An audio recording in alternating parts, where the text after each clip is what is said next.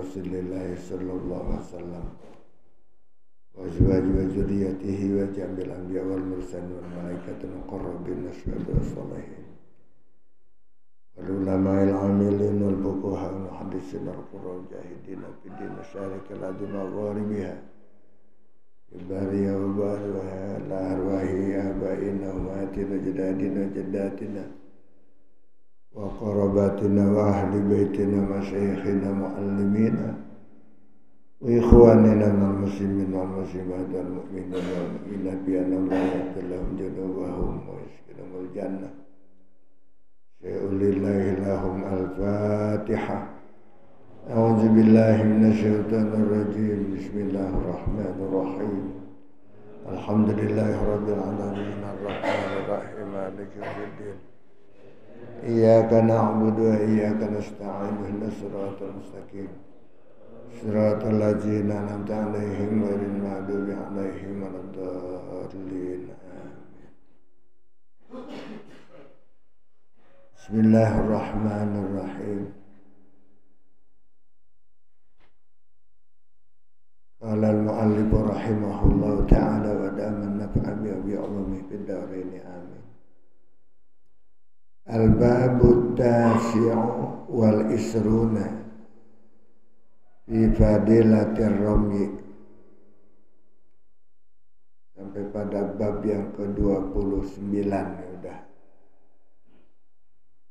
Berarti tinggal 11 bab lagi untuk 44. Al-babu tasi'u wal isruna bermula bab yang ke-29 fi fadilatil ramyi, di dalam menerangkan keutamaan memanah, olahraga memanah. Kalau zaman Rasul itu memanah adalah alat perang, untuk perang pakai memanah, pakai pedang dulu. Kalau sekarang pakai apa?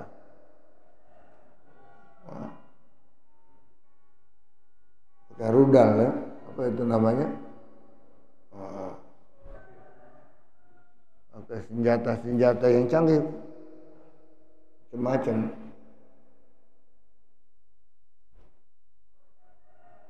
Kayak peluru-peluru yang berbahaya.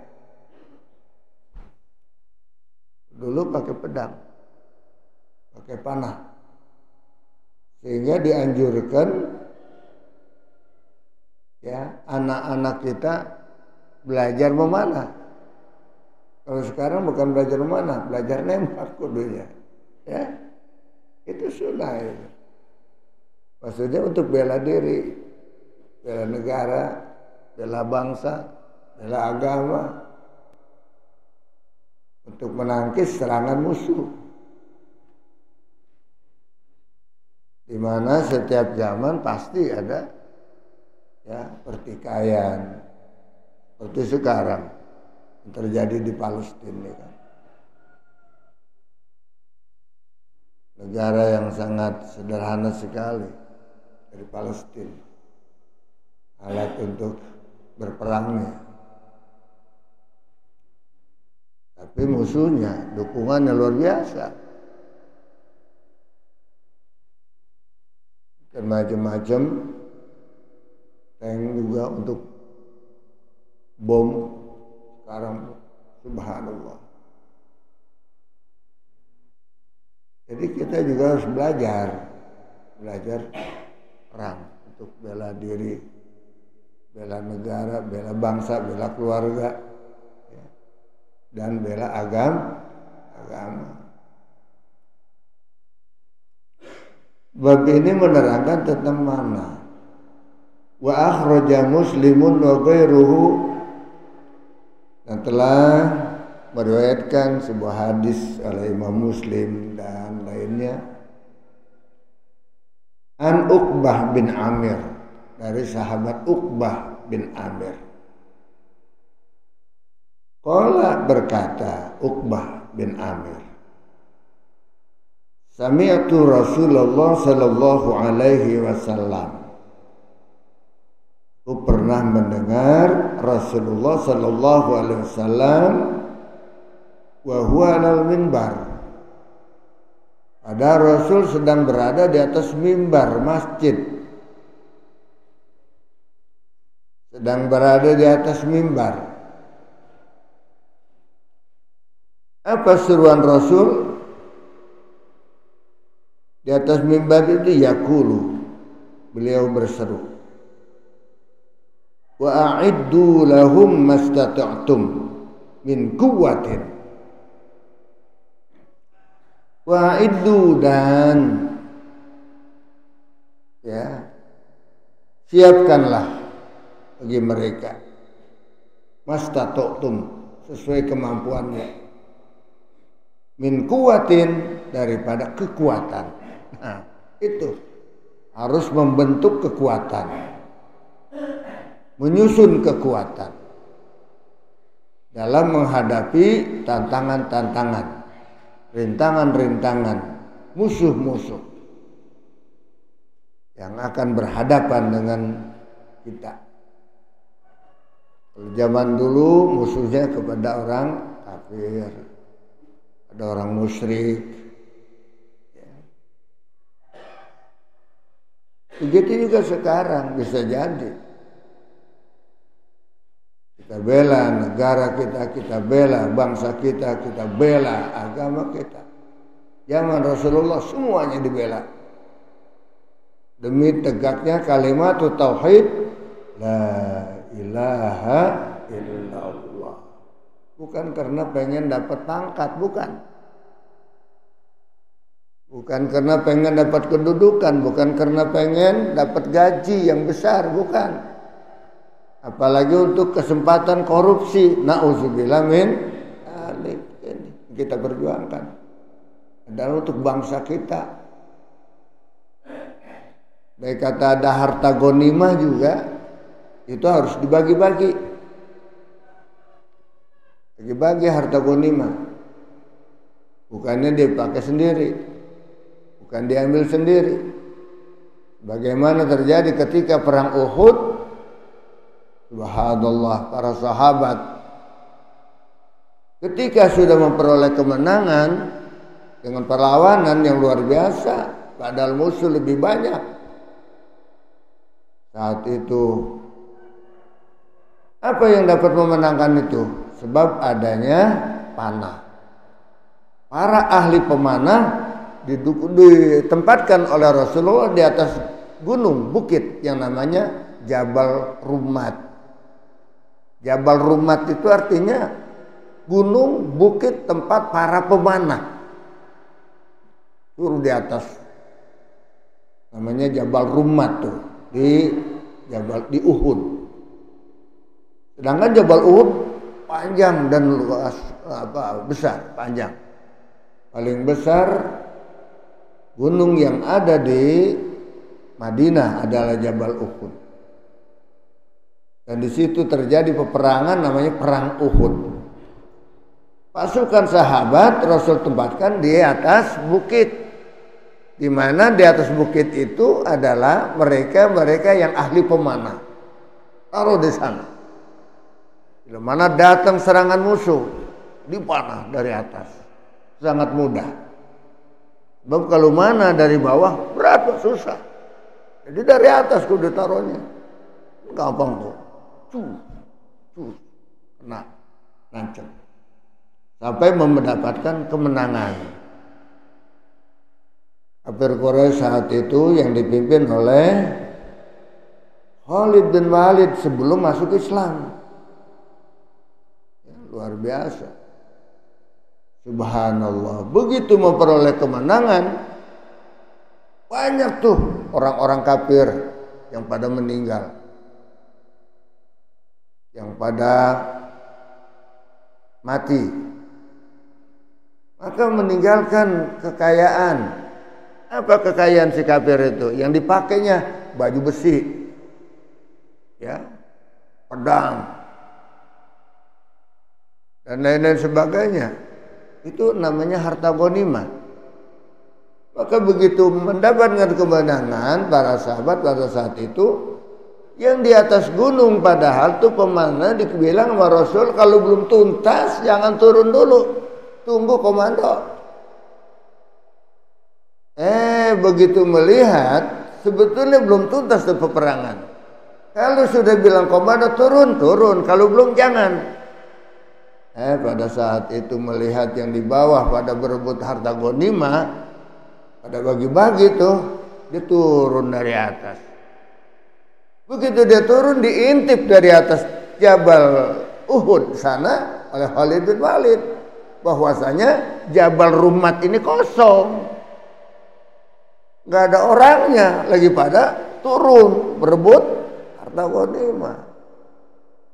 Maka dikejarlah, datanglah pasukan dari Khalid bin Walid menempati Jabal Rumat, digantiin sama musuh. Begitu musuh naik ke Jabal Rumat karena kosong, maka dipanahlah mereka yang sedang pada berebutan harta ghanimah itu. Apa harta ghanimah kalau zaman dulu, sebelum zaman Nabi, zaman Rasul, itu nggak boleh diambil, Pak. Perang aja, atau ghanimah udah semuanya dihabisin, dimusnahkan, dibakar. Nggak boleh diambil sebelum zaman Rasulullah Shallallahu Alaihi Wasallam. Itu zaman Rasul boleh diambil, diperbolehkan peraturan. Tiba-tiba terjadi akibatnya kebanyakan mereka itu pengen mendapatkan harta ghanimah. Itu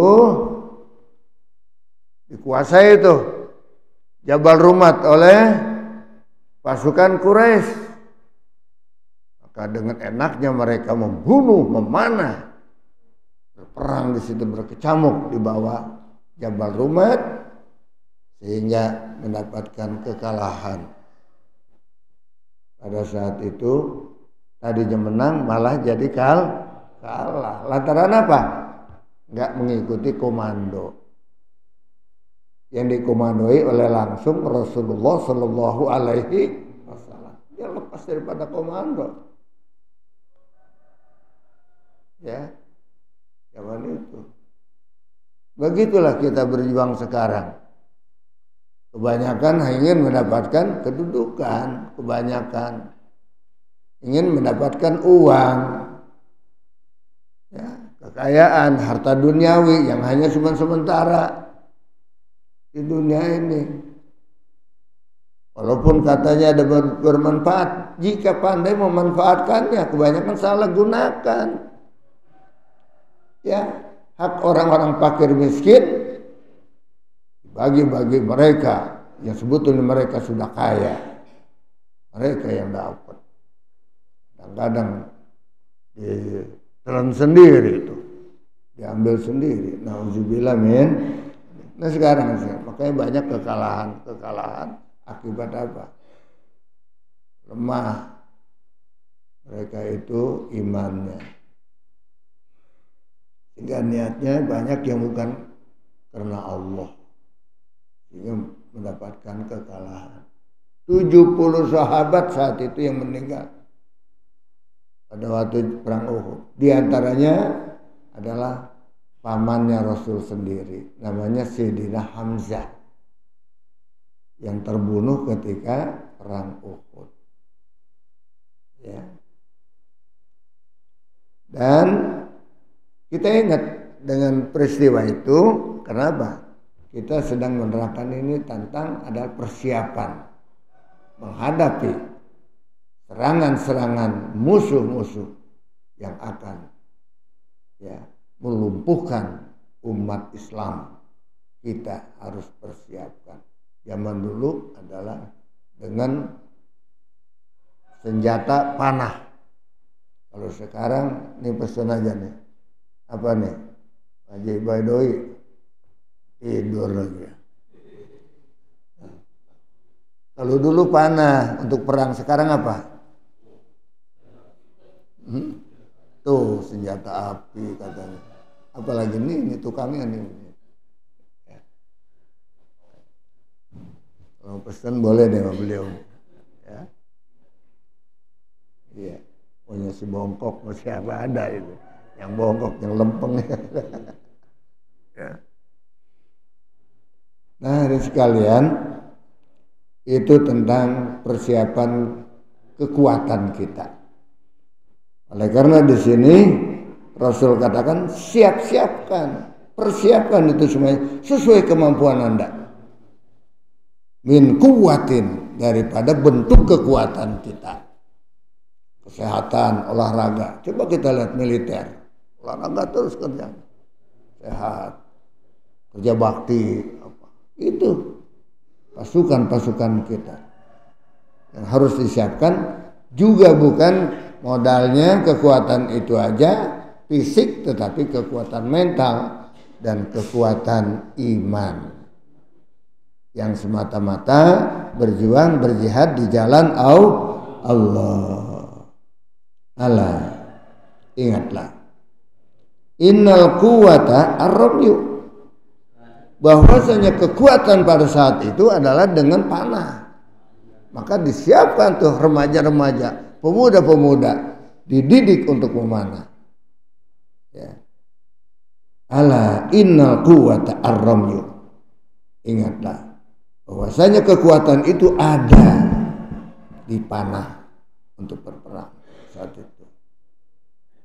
Wa takarrarat hadhil jumlatu, dan berulang-ulang jumlah ini, innal quwwata ar-ramyu, berulang-ulang fil jawazir, di dalam kitab al-jawazir, marrataini, 2 kali. Innal quwwata ar-ramyu, ala innal quwwata amraru, ala innal quwwata ar-ramyu. Di dalam kitab al-jawazir 2 kali tuh, berulang-ulang. Tapi wa fi bulughil maram, di dalam kitab bulughil maram salasan 3 kali. Berarti ini sesuai kitab bulughil maram. Ingat, kekuatan ada di memanah. Ingat, kekuatan ada memanah. Ingat, kekuatan ada memanah. Dulu ya. Sekarang bukan belajar memanah lagi, sekarang mah belajar nembak sana, lari. Mana kita belajarnya? Lapangan tembak sana. Di mana lapangan tembak sini? Nah, Senayan tuh ada tuh. Belajar sana, belajar nembak. Ini minta sama ini nih, buat nembak. Iya, minjem ke. Ya, senjata.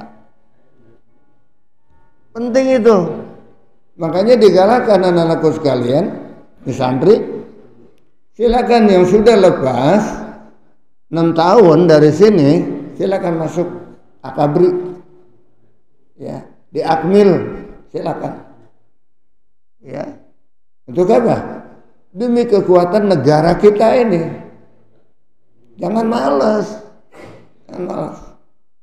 Padahal nilainya luar biasa. Kalau ada benar-benar istiqomah, ingin membela negara, ingin membela agama, nusa dan bangsa, silakan. Dan nanti daftar untuk menjadi militer, untuk menjadi tentara. Ya. Apa-apa, enggak apa-apa. Santri Al-Musyarafah ada yang jadi jenderal, mau enggak? Lemes-lemes bener ya kan ya. Ngantuk-ngantuk banget gitu. Biar semangat dong, ya. Semangat dong. Wah, ya ngantuk. Semangat. Olahraga. Hari apa nih? Sabtu, Minggu, banyak waktu untuk olahraga. Ya, olahraga. Olahraga paling bagus maraton, jalan, ringan, lari. Ya, luar biasa. Di sini adalah memanah. Oh, apa namanya tuh, lempar bing ya. Nah, itu panah, tombak, segala macam. Wah, itu bagus itu. Coba nih Agustus ini coba. Nah, ada nggak? Ayo, nggak usah balap karung, apa ya balap karung ya kan? Ya. Apalagi yang nggak ada artinya. Lomba-lomba main gaple. Aduh, jangan dilombain. Disumpahin mulu, mampus lu, coba dengerin dah orang pada main gaple. Ya, mampus mulu ngomongin ya. Disumpahin mampus mulu, ya. Jangan lomba kekuatan fisik, silakan. Apalagi yang dianjurkan berenang. Ayo lomba berenang. As-sibahah namanya. Ya. Qala Nabi sallallahu alaihi wasallam barang siapa telah bersabda Rasulullah sallallahu alaihi wasallam, man rama sahman fisabilillah, barang siapa yang memanah dengan satu panah pada jalan Allah, ai fi jihadil kufar, di dalam memerangi orang-orang kafir, li'ilai dinillahi, untuk mengangkat agama Allah, kaman a'taqa raqabatan, sebagaimana orang yang a'taqa memerdekakan raqabatan, satu budak sahaya. Zaman dulu, makanya dulu perjuangan Rasul adalah diantaranya membebaskan, memerdekakan para hamba sahaya. Itu perjuangan Rasul. Sebab sebelum Islam perbudakan luar biasa. Nilai manusia sangat rendah sekali. Apalagi orang-orang miskin. Ya, seperti hewan aja. Bisa dijual belikan di pasar. Di pasar ada pasar budak. Ya cuman nggak diiketin dong, nggak dicacang, pada duduk gitu. Nah, ini keker nih badannya nih, mahal tuh gitu tuh, keker badan. Tapi ada juga yang badannya gede tapi males, ada juga, ada. Jadi harganya yang rajin, yang badannya keker, yang kuat itu mahal tuh. Jadi banyak tidak dapat dilaksanakan, maka didenda, harus memerdekakan hamba sahaya. Ya, kalau dimerdekakan berarti merdeka dia udah. Kalau udah merdeka ya seperti penduduk biasa, masyarakat biasa, punya kewajiban mencari nafkah, berdagang, bekerja dengan gaji, berusaha dan sebagainya, bertani. Seperti sekarang, anak-anakku sekalian, generasi berikutnya nih jarang sekali mereka itu yang ada minat mau jadi tani. Coba lihat. Nah sekarang lagi digalakan tuh jadi tentara. Yang harus ada di antara Anda adalah yang harus punya minat, rencana pengen jadi tentara untuk membela agama, negara dan sebagainya. Penting itu. Sabilillah. Juga untuk menjadi petani. Jangan asal jadi petani, jangan. Sehingga apa? Pertanian kita sekarang banyak dikuasai oleh asing. Ya. Karena dia merasa bertani gajinya kecil, usahanya kecil lah, keuntungannya kadang-kadang rugi. Ya, dimodalin oleh asing. Beli pupuknya masih asing. Akhirnya habis buat bayar utang, sebab sebelumnya kudu ngambil dulu. Begitu panen, habis buat bayar utang, masih asing. Ya, siapa tuh yang untung? Si asing. Ya. Si asing. Bukan orang pribumi, orang asing. Orang pribumi cuma kuli doang untuk ngelola. Ya. Suruh kelola tuh, suruh dibajak tuh sawah. Mending sawah dia. Udah dibeli sama si asing juga. Cuma ngelola doang. Ini kan. Kenapa dibeli sama si asing? Sebab dia gak punya duit dulu. Ngarepin keuntungannya gak ada. Jual aja dah sekalian dah. Yang penting dia ngelolanya. Nah ini kelemahan bangsa kita. Yang pemerintah kurang memperhatikan ke situ kepada rakyatnya. Ya, padahal dulu luar biasa. Kalau kita pikir tentang bertani itu adalah sangat menunjang kebutuhan rakyat kita. Luar biasa. Swasembada pangan, beras. Ya, pemerintah kita dulu katanya membuka lahan sawah, mana? Mana ada sawah yang dibuka sekarang? Hutan jadi sawah. Nggak ada dengar kita. Katanya sekian ribu hektar mau dibuka lahan sawah. Mana?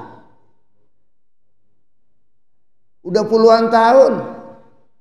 Nggak ada buktinya. Ya, Iya dia ngomong situ-situ dan nih ini masalah Romeo nih, masalah Romeo membela negara, kekuatan ada di senjata. Nah senjatanya mana? Makanya kamu nih santri-santri nggak apa-apa jadi tentara nanti, tapi langsung jadi jenderalnya nanti ya. Amin. Amin. Biar kuatan apa amin ya? Amin. Takbir. Nah, gitu dong. Masya Allah. Jangan ngantuk mulu dong. Apalagi pengiler-ngiler tuh. Waduh, jangan. Ya. Semangat.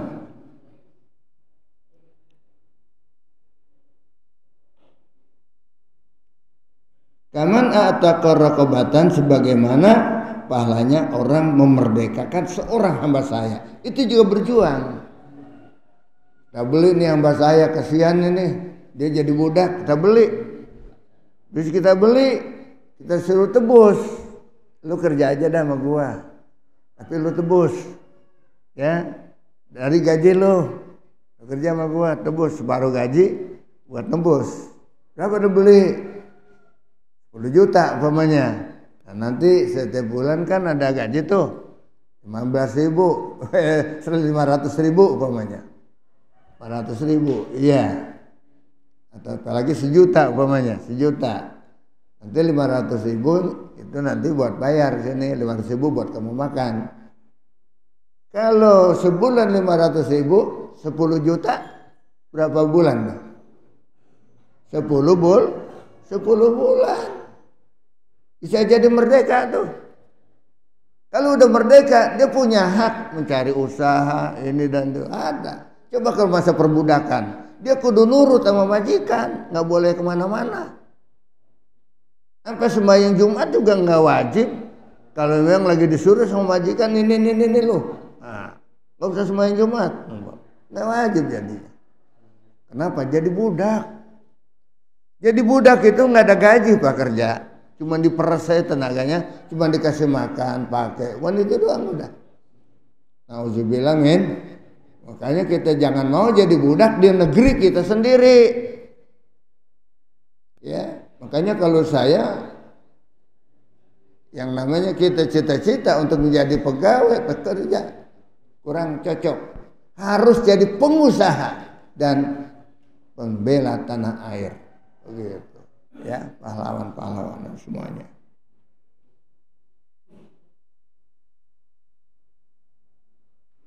Wa fi riwayatin li Tirmidzi, dan di dalam satu riwayat hadis diriwayatkan oleh Imam Tirmidzi wa Nasai, Imam Nasai wal Hakim an Abi Najih, dari Abi Najih bisnadin sahihin, dengan sanad yang sahih.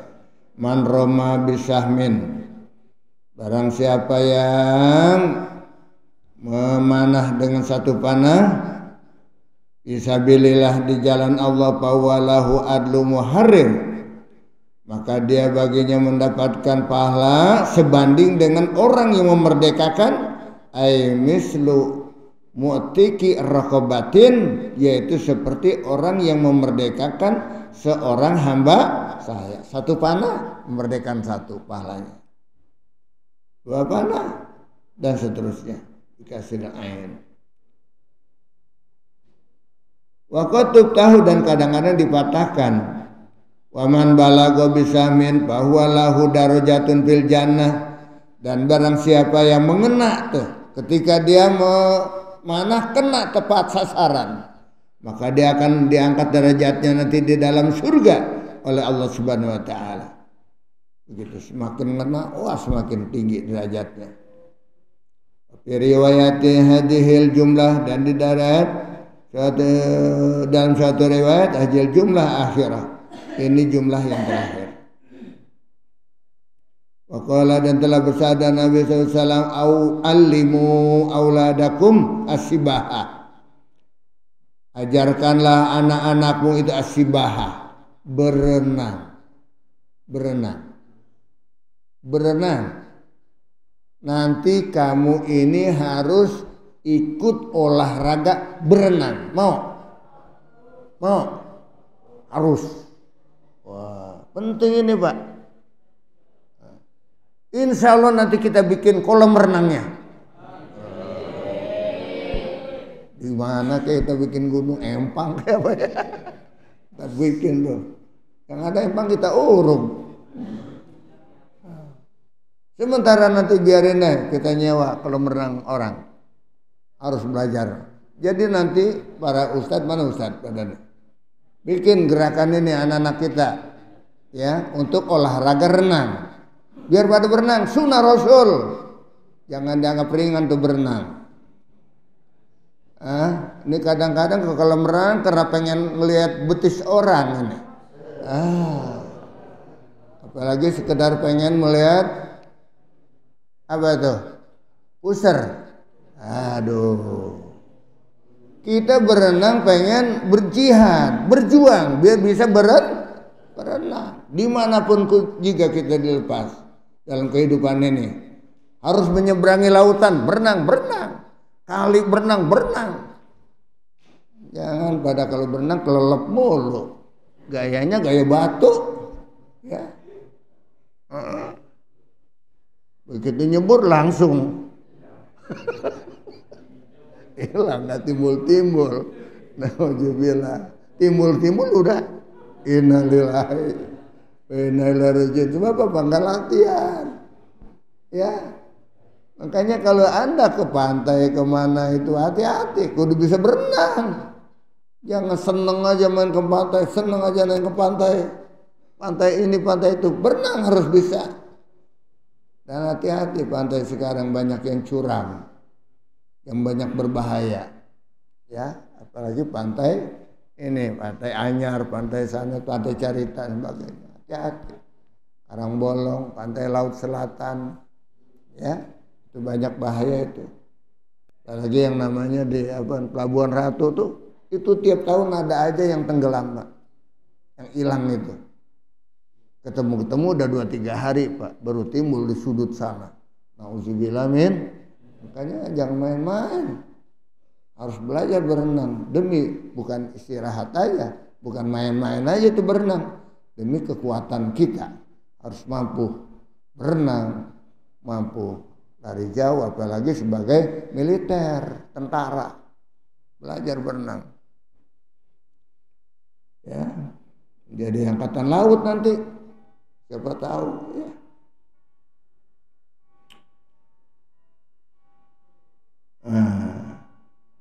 Apalagi warromya dan memanah bisiham dengan panah, tombak, apa itu, lempar lembing ya, wah itu. Wal mar'atu bil magzili. Tetapi kalau perempuan diperintahkannya belajar menenun, nyulam, belajar nyulam, jahit, belajar jahit. Kalau perempuan, mana santri perempuan harus belajar jahit? Halo. Santri perempuan ada belajar jahit, kudu dimodalin juga anak-anak jahit, ya. Begitu emang zaman dulu. Saya mulai pertama dulu memang begitu, pengen punya istri yang bisa menjahit gitu. Benar loh, punya istri menjahit loh, ya, jahit baju. Jadi giliran kita lagi krisis, udah beli bahan aja, jahit sendiri tuh, banyak anak-anak. Jahitin baju mau lebaran, jahit sendiri. Zaman dulu, ya, jahit sendiri. Tanya aja tuh Bang Hasan itu yang sono tukang jahit udah, ya. Iya. Ada jahit sendiri, anak punya anak banyak, anak perempuan mulu, udah dibikin seragam. Jahit sendiri istri. Ya. Masya Allah. Makanya perempuan disunahkan belajar migsal. Apa itu? Nenun, menjahit, nyulam, dan sebagainya. Itulah urusan gitu, jahit menjahit. Ya. Banyak kan tuh kerja di garmen tuh masing-masing bagiannya apa? Ada yang bagian guntingin itu doang, ada yang bagian masang kancing, ada yang bagian lubang kancing, ada yang bagian benang, di gunting benang, ada bagian melipat. Itu aja kerjaannya pada. lipat, udah rapi. Ada yang masukin ke plastiknya. Itu di garmen tuh gitu tuh. Jadi cuma bisanya segitu-segitu doang. Mesti bisa semua. Mesinnya kita harus punya mesinnya. Garmen yang punya bukan orang kita, Pak. Nah, tapi sekarang banyak bangkrut itu. Akibat ya moneter apa namanya? Pandemi ini benar-benar melumpuhkan ekonomi kita. Aduh, Masya Allah. Pendidikan juga lemah jadinya.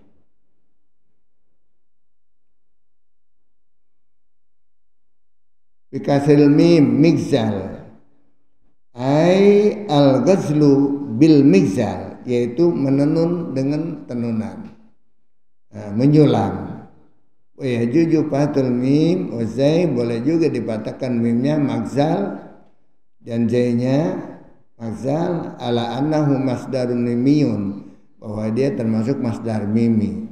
Fala hajata ditakdiril mudhof, maka tidak butuh menakdirkan mudhof lagi.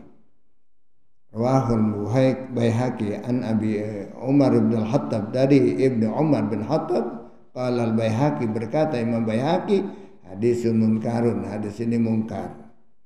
Ai wadalika li anal ghazla, bahwasanya menyulam itu, menenun itu laikun bil mar'ati, pantes buat kelompok wanita. Coba kalau ada laki-laki kerjanya nyulam, pantas nggak? Kurang. Jahit kurang. Apa namanya? Kayak nyulam gitu. Tenun. Itu kita lihat. Apa kita punya ciri khas Indonesia, terutama di Jawa sana? Batik. Siapa yang menguasai batik sekarang? Ayo. Ada ya Pak? Bukan namanya doang dipakai. Asing juga, asing yang punya. Ya, kekayaan kita. Tembakau. Siapa tuh yang itu? Tembakau.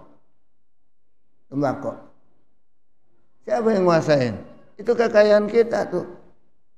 Batik udah dicoba di Jakarta dulu, yang pabrik batik. Siapa yang punya? Bukan kita, Pak. Padahal itu ciri khas kita. Batik Indonesia, batik Pekalongan, batik Solo, ya, batik Jogja, masing-masing punya corak tersendiri. Iya. Nah, ini ada sekalian rahimakumullah. Coba bagaimana? Ayo belajar dong yang kesit. Makanya di sini anak-anak ada SMK, ya, bidang apa itu? Bisnis, apa yang namanya? Apa? Pemasaran. Ya, pemasaran itu bahasa lama itu.